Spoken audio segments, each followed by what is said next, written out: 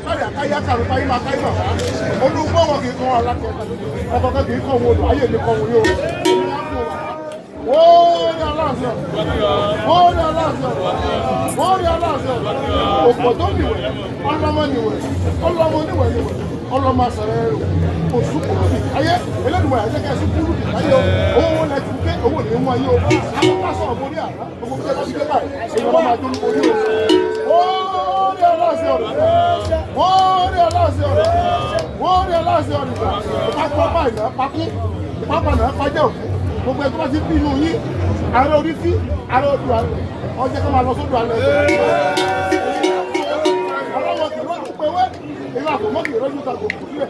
Wọ́n lọ́ta tó bá ti já ọmọ aráyè lójú so gbogbo àwọn ọ̀dà yìí pátá òde lójú sáyé wọn ó ti ṣe é ṣe ẹni ọba rẹ̀ gàtúwá kó wà lọ́bẹ̀ wọ́n yọ lọ́sẹ̀ ọ̀nà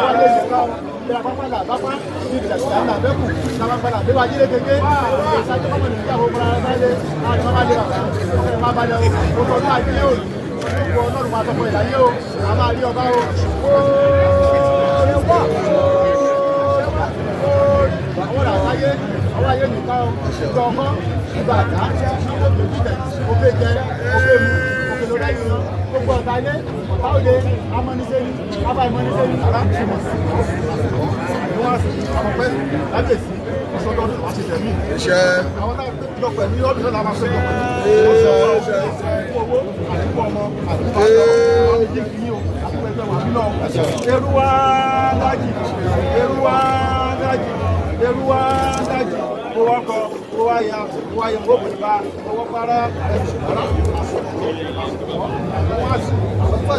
Ada kábíyèsí ẹ̀fọ́ àjẹ̀fọ́ ìṣẹ̀bọ̀ yá fún ìyáda òun ìyá máa ń ṣe wọ́n ní àlọ́ máa ń ṣe gbogbo aláfíìsì wọn tó máa ṣe lẹ́yìn